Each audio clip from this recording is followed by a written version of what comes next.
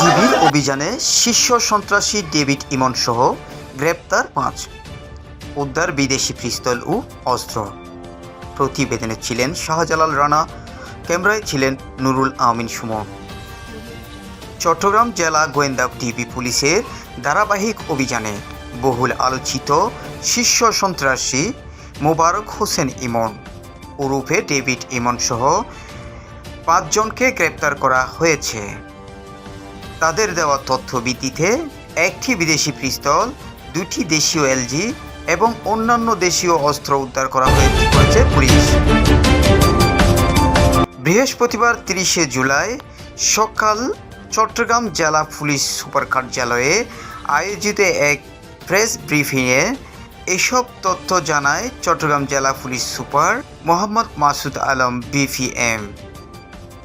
Police super বলেন, গোয়েন্দা পুলিশের ডিবির চলমান ধারাবাহিক অভিযানে চট্টগ্রাম তথা এই অঞ্চলের আলোচিত শীর্ষ সন্ত্রাসী মোবারক হোসেন ইমন ওরফে ডেভিড ইমন সহ যে 5 জনকে গ্রেপ্তার করা হয়েছে এবং তাদের দেখানো মতো তাদের কাছ থেকে একটি বিদেশি পিস্তল, 2টি এলজি সহ অন্যান্য দেশীয় অস্ত্র উদ্ধার করা হয়েছে। দেখেছেন যে রাউজান, ফটিকছড়ি, রাঙ্গুনিয়া এই এলাকায় যে সন্ত্রাসীদের তৎপরতা এবং এর ফলশ্রুতিতে গত পাহাড়তলী এলাকায় আলোচিত যুবদল নেতা মাসুদ চৌধুরীকে প্রকাশ্যে পাহাড়তলী এলাকায় প্রকাশ্যে গুলি করে হত্যা করা হয়।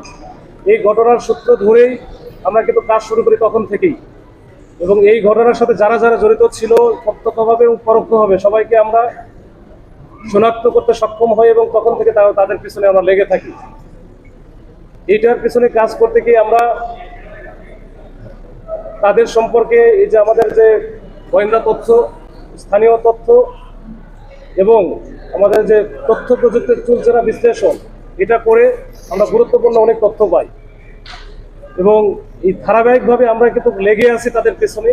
2 কোটি টাকা চাঁদা দাবি করা এবং সেই সাথে 2-1 দিনের মধ্যেই সেখানে আবার ওই যে গ্যাং, কিশোর গ্যাং যারা আছে এদেরকে দিয়ে হামলা ভাঙচুর করা, এইসব ঘটনার প্রেক্ষিতে আমরা কিন্তু তার কাছ থেকে গুরুত্বপূর্ণ কিছু লিড পাই। এই লিড পাওয়ার পরপরই আমরা কিন্তু বিভিন্ন জায়গায় আমাদের ডেভিড ইমন বা সন্ত্রাসী ইমন এই যে তাকে যে ধরা হলো, তো এই ধরার পিছনে আসলে অনেক কাহিনী আছে। জাস্ট ছোট করে 1 মিনিট আমি একটু বলি যে তারা কিন্তু অত্যন্ত ধুরন্ধর এবং খুবই চালাক এবং তারা কিন্তু কোনো নেটওয়ার্কের বাইরে থাকে। বলা যায় যে তারা ওইরকম সিম ইউজ করে না, সব বিদেশি নাম্বারগুলো ব্যবহার করে অ্যাপসের মাধ্যমে তারা কথা বলে।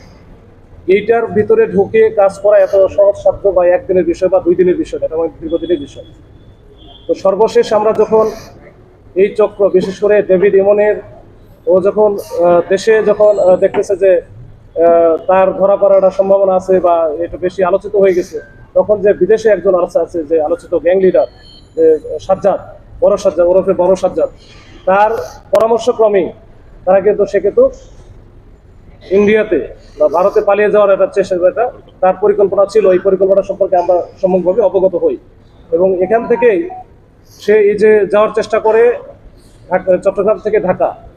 এই যে চট্টগ্রাম থেকে ঢাকা যাওয়ার পথেও কিন্তু আমরা ওখানে গিয়ে কিন্তু গাড়ি বদল করে বা ইভেন তাদের যে ড্রাইভার পর্যন্ত চেঞ্জ করে এটা একটা পর্যায়ে তারা আমাদের কাছে খবর আসে বা আমরা ওইভাবে মুন্সিগঞ্জের পুলিশ সুপার স্যারের তাৎক্ষণিক রেসপন্সে ওইখানে ভালো একটা আমরা চেকপোস্ট করি। কিন্তু আমাদের ওইখানে আমাদের ব্যাড লাক যে আমরা ওই সময় আসলে ওইখানে ধরতে পারি নাই। এরপরে আমরা পাস করে চলে যাই। আমরা জানি যে সে যাবে খুলনাতে, ওইভাবে আমরা রূপসার দিকেও আমাদের এটা ওই খুলনা জেলা পুলিশের সহায়তায় আমরা এটা চেকপোস্টের ব্যবস্থা রেখেছিলাম। এরপরে যশোরের এসপি স্যারের সাথে যোগাযোগ করে ওইখানে লাকিলি স্যারকে আমি পেয়ে গেছি এবং স্যার একেবারে প্রথম কলেই ধরেছেন এবং সাথে সাথে আমাকে একটা টিম অ্যাসাইন করে দিয়েছেন বা আমার সাথে ট্যাগ করে দিয়েছেন। আমি ওই টিমকে সার্বক্ষণিকভাবে সহায়তা করে এবং কোথায় কি যাচ্ছে আমরা সব আপডেট দিয়ে আপনারা জানেন যে যশোরে যে জমজমপুর এলাকা, ওইখানে মোটামুটি ভোরের দিকে 5টা বা এরকম 5:15টার দিকে আমরা কিন্তু এই যে ডেভিড ইমন সহ আরো 3 জন, মানে সব মিলে 4 জনকে ওখানে গ্রেপ্তার করতে সক্ষম হই।